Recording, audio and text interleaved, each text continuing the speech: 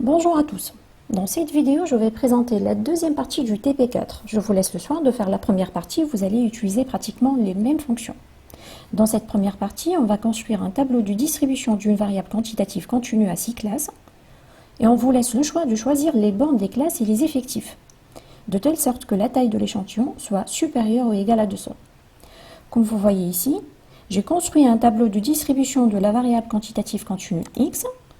J'ai choisi les classes suivantes, 50, 100, 100, 300, 300, 500, 500, 1000, 1000, 1700 et 1700, 3000. J'ai également fixé les effectifs NI de telle sorte que la somme des NI soit égale à 960 et c'est bien supérieur à 200. Vous avez remarqué également que j'ai préparé des champs où je vais faire des calculs pour répondre aux questions suivantes. Alors, dans la première question, on vous demande de calculer les indices statistiques courants, à savoir le min, le max, l'étendue, la taille de l'échantillon, le mode, les quantiles, la moyenne, la variance et l'écart type. Alors, je vais commencer par le min. Je vais tout simplement appliquer la fonction min et je vais sélectionner les bornes. Le minimum est tout simplement la borne minimale des classes, c'est-à-dire 50. Pareil pour le max, donc c'est la borne maximale. Je vais sélectionner donc les bornes et c'est bien 3000.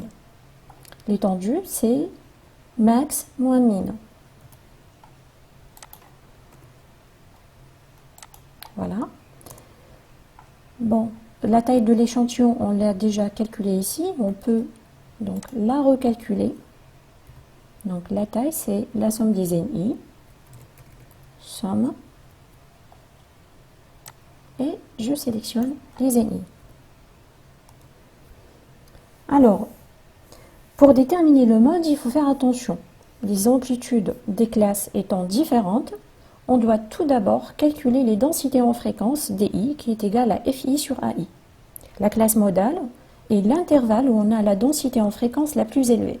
Donc je vais commencer à déterminer les FI, c'est-à-dire les fréquences, NI sur N. Et vous fixez donc le N. Je vais calculer également les amplitudes AI. C'est la borne sup moins la borne inf pour chaque intervalle. Voilà. Et par la suite, on va calculer les densités en fréquence, qui est égale à FI sur AI.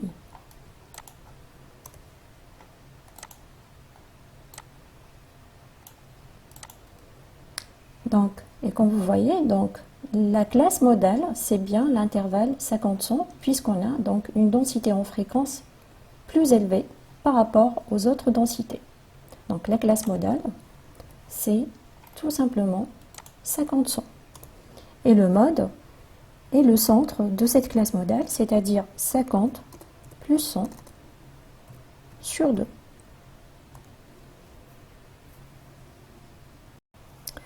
Maintenant, pour calculer les quantiles, il faut calculer les fréquences cumulées grand FI. Donc, je vais les déterminer ici. Je vais cumuler les fréquences.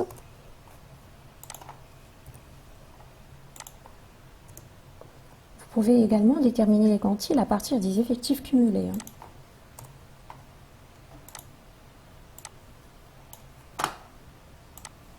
Voilà. Ensuite, pour déterminer le premier quartile, c'est-à-dire le quantile d'ordre alpha égal à 25%, on va utiliser l'interpolation linéaire, ce qui revient à appliquer cette équation. Donc, un quantile d'ordre alpha appartenant à BL plus 1 est égal à BL plus 1 moins BL fois alpha moins F de BL sur F de BL plus 1 moins F de BL. Alors, j'ai ici l'ordre alpha égale à 25% et à partir du tableau des fréquences cumulées, donc 25% est entre 19,38% et 34,79%. Donc F de BL, c'est 19,38. F de BL plus 1, c'est 34,79%. 34,79. Donc ça revient à dire que Q1 appartient à l'intervalle 300-500. Donc BL c'est 300 et BL plus 1, 500. Ensuite, je vais appliquer donc cette équation. Donc Q1 est égal à BL, c'est-à-dire 300, plus BL plus 1, c'est-à-dire 500 moins 300, fois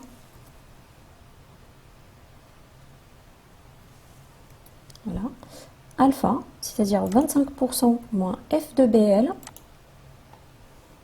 c'est-à-dire 19,38, sur F de BL plus 1, moins F de BL. Et je ferme les parenthèses. Donc, vous vérifiez ici que Q1 appartient bien à l'intervalle 300-500. Donc, pareil pour Q2, ou bien la médiane. Donc,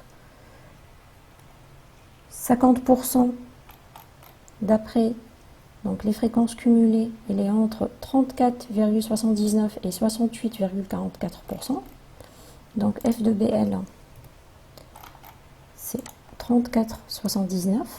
F de BL plus 1, c'est 68,44%. Et Q2 appartient à l'intervalle 500-1000. Donc BL est égal à 500. BL plus 1 est égal à 1000.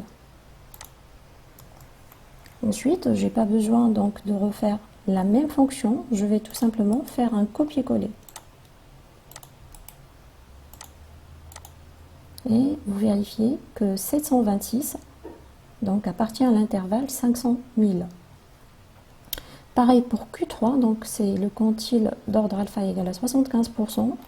Donc d'après les fréquences cumulées, 75% est entre 68,44% et 91,77%. Donc F de BL, c'est 68,44. F de BL plus 1, 91,77. BL, c'est 1000 et BL plus 1, 1700. Ensuite, on va faire un copier-coller de la fonction. Et à chaque fois, vérifiez que la valeur obtenue appartient bien à l'intervalle que vous avez ici. Donc 1196 appartient bien à l'intervalle 1000-1700. Donc pareil pour le décile 3, ou bien le quantile d'ordre alpha égal à 30%. Donc 30% appartient à l'intervalle 19,38 et 34,79%. F de BL, c'est 19,38. F de BL plus 1, 34%. BL, donc 300. Et BL plus 1, 500. Et on fait un copier-coller de la fonction qu'on vient de déterminer. Bon, ensuite, pour déterminer le D1, c'est-à-dire le quantile d'ordre alpha égal à 10%, donc d'après les fréquences cumulées, 10% est entre 9,79 et 19,38%. Donc je vais mettre les F de BL et F de BL plus 1. Et je déduis également donc l'intervalle de D1, c'est-à-dire 100 et 300. Voilà. Ensuite, je vais faire un copier-coller de la fonction. Et vous voyez très bien que 104,34 appartient bien à l'intervalle 100-300. Je passe maintenant au calcul de la moyenne. Donc je vais utiliser la formule 1 sur n, la somme des NI fois CI. Donc j'ai besoin de calculer le centre des classes. Je vous rappelle que le centre des classes, c'est la borne sup plus la borne inf sur 2. Je vais faire pour tous les intervalles. Voilà. Ensuite, je vais utiliser la fonction SUMPROD pour calculer la somme des produits des NI et des CI. Du coup, je vais sélectionner les NI, point virgule, les CI. Ensuite, je vais diviser par N. Pour calculer la variance, je vais utiliser la formule 1 sur N, la somme des NI fois CI au carré, moins la moyenne que je viens de calculer au carré. Du coup, j'ai besoin de calculer les CI au carré. Voilà. Au carré. Et je le fais pour tous les centres des classes. Donc, je vais calculer la variance ici. Je vais utiliser la fonction SUMPROD pour calculer la somme des produits des CI au carré et des NI. Je vais diviser par N moins la moyenne au carré.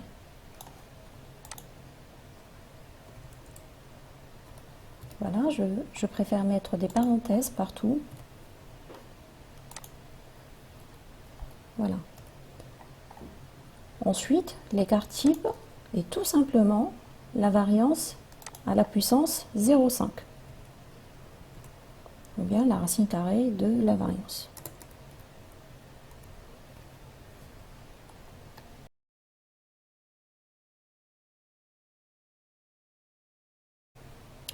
Dans la deuxième question, on vous demande de calculer la dispersion par rapport à une valeur quelconque, dans notre cas la moyenne, au sens des valeurs absolues et au sens des carrés. Je vais tout d'abord commencer par calculer les CI moins la moyenne au carré, égale CI moins la moyenne. Je fixe donc la moyenne.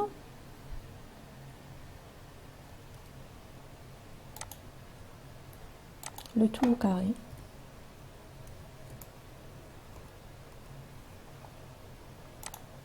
Et je le fais pour toutes les classes. Ensuite, pour calculer la dispersion au sens des carrés, c'est tout simplement la somme des NI fois CI moins la moyenne au carré. Je vais utiliser la fonction SUMPROD qui va me calculer la somme des produits des NI. Donc je les sélectionne ici. Et les CI moins la moyenne au carré que j'ai calculé ici.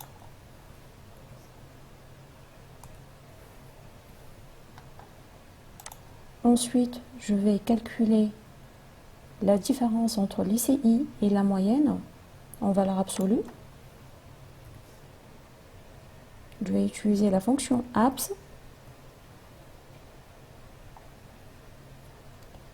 L'ICI moins la moyenne.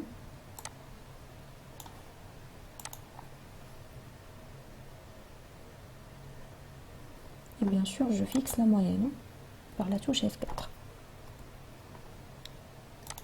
Voilà. Et je le fais pour toutes les classes. Et pour calculer la dispersion au sens des valeurs absolues, c'est tout simplement la somme des NI fois la différence CI moins moyenne en valeur absolue. Donc, SUMPROD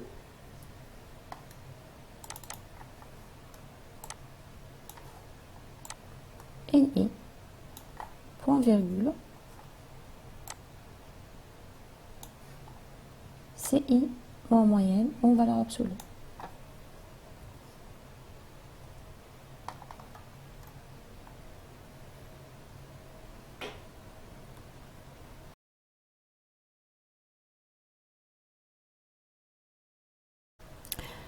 Dans la troisième question, on vous demande de calculer les données centrées et réduites, puis le skewness et le kurtosis. Je vais calculer les données centrées et réduites ici, donc notées par la variable z. Je vais calculer la différence entre CI et la moyenne pour centrer. Et je vais diviser par l'écart type pour réduire. Bien sûr, je fixe la moyenne et je fixe l'écart type. Et je fais la même chose pour toutes les classes. Ensuite, donc, on va calculer le skewness. Je vous rappelle que le skewness est une mesure d'asymétrie. C'est le moment d'ordre 3 d'une variable centrée et réduite, comme vous voyez ici. Mais il faut faire attention, les données que nous traitons sont des données groupées, donc il faut tenir compte des NI. Donc je vais calculer les ZI au cube. C'est ZI à la puissance 3. Ensuite, pour calculer le skewness, donc c'est SUMPROD, les NI, point virgule, les ZI au cube qu'on vient de calculer ici, le tout divisé par n. Et on obtient donc un skewness de 0,95. Je vous rappelle que ce coefficient prend 0 pour une distribution normale. Si le coefficient est négatif, cela traduit une asymétrie avec une queue de la distribution plus étendue à gauche. Et si le coefficient est positif, donc cela traduit une asymétrie avec une queue de la distribution plus étendue à droite, comme c'est le cas ici. Je passe maintenant au calcul du kurtosis. Je vous rappelle que le kurtosis est la mesure de l'aplatissement. C'est le moment centré et réduit d'ordre 4, comme vous voyez ici. Donc j'ai besoin de calculer les ZI à la puissance 4. Je vais faire ici ZI à la puissance 4. Voilà. Et pour calculer le kurtosis, bien sûr, il faut considérer les NI puisque les données que nous traitons sont des données groupées. Donc, je vais utiliser la fonction SUMPROD. Les NI, point virgule, les ZI à la puissance 4, le tout divisé par n. Et on obtient une valeur de l'ordre de 3,44. Alors, je vous rappelle que pour une distribution normale, la valeur de ce coefficient est de 3. Si le kurtosis est inférieur à 3, la distribution est plutôt aplatie ou bien platykurtique. Et si le kurtosis est supérieur à 3, donc comme c'est le cas présent, la distribution est plutôt pointue ou bien leptokurtique.